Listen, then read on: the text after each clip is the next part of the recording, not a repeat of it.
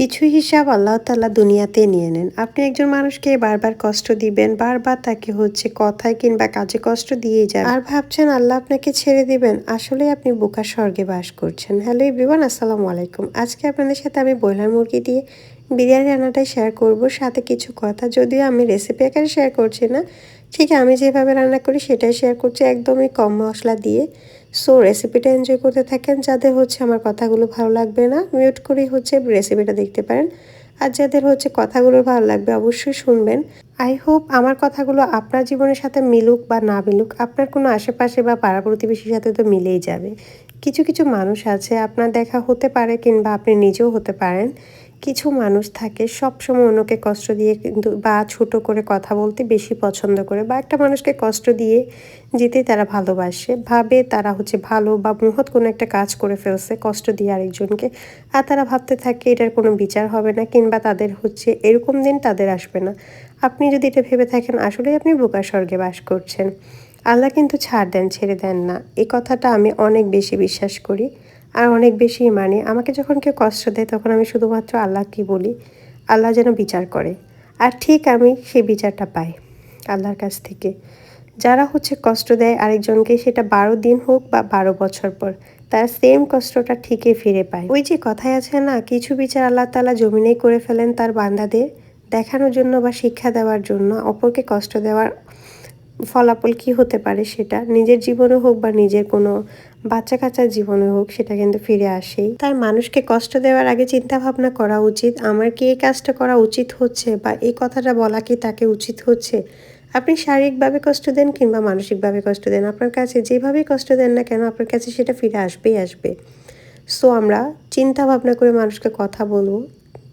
আর কষ্ট দেওয়ার আগে অবশ্যই চিন্তা করব আমার কোনো কথা কিংবা কাজে আর অপর মানুষটা কষ্ট পাচ্ছে কি না, সেটা কিন্তু খেয়াল রাখা অবশ্যই অবশ্যই দায়িত্ব। যাই হোক, এখানে আমি আজকে বিরিয়ানি মশলাটা, প্যাকেট যে মশলাটা আছে সেটাই ইউজ করছি। আদা রসুন পেঁয়াজ সাথে বাদাম আর নারকেল একসাথে ব্লেন্ড করে দিয়েছিলাম মশলাটা। তার মধ্যে মশলার যে জারটা আছে ওটার মধ্যে পানি দিয়ে তারপর ওই পানিটা সহ দিয়ে দিয়েছি। মশলাটাকে খুব ভালো করেই কষিয়ে নিয়েছি, দেখতে পাচ্ছেন। এখানে আমি আহামরি কোনো মশলা দিইনি, আপনারা নিশ্চয়ই দেখেছেন। আর আমার আলুটা একটু পুড়ে গিয়েছিল। আর আমি চিকেনটাকে একদম ছোট ছোট করে ফেলছি, দেখতে পাচ্ছেন, মানে কিউব করে ফেলছি। এভাবে চিকেন দিয়ে রান্না করতে বিরিয়ানিটা বেশি ভালো লাগে। তবে আমি অনেক সময় বড় বড় করেও করি। আজকে কয়েকবার আমি ট্রাই করছি, তবে আজকে আমার ছোট করে দিতে ভালো লাগতেছিল। আর বৃষ্টির মধ্যে বিরিয়ানি খেতে বেশ ভালোই লাগে। তবে আলুটা পুড়ে গিয়েছিল, একটু খারাপও লাগতেছিল। যাই হোক, মশলাটাকে ভালো করে কষিয়ে আমি তো মাংসটাকেও রান্না করে নিয়েছি। আর এদিকে আমি রাইস কুকারের হাঁড়ির মধ্যে ঘি দিয়ে দিয়েছিলাম। তার মধ্যে আমি চালগুলো দিয়ে দিচ্ছি, পোলাওয়ের চাল। আর চালটাকে খুব ভালো করে আমি ঘিয়ের সাথে ভেজে নিচ্ছিলাম।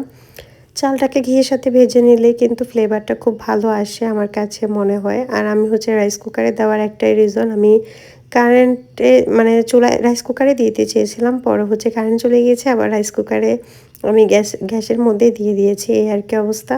এই দেখুন চালটা খুব সুন্দর করে ফুটে ছড়িয়ে যাচ্ছে। আর এই পর্যায়ে আমি আগে থেকে রান্না করে নেওয়া সে মাংসটা দিয়ে দিচ্ছি, একদম মশলা সহ সব কিছুই। আমি হাজি বিরিয়ানি স্টাইলেই চিকেন বিরিয়ানিটা তৈরি করি, একদম ইজি ওয়েতে। খেতেও কিন্তু মজাই লাগে, তেমন একটা মশলা ইউজ করা হয় না, যার কারণে আপনি কয়েকবারই খেতে পারবেন। আমার কাছে তো দুপুর সন্ধ্যা রাত মানে বিরিয়ানি রান্না করলে আমার যখন ইচ্ছা করে তখনই খাই।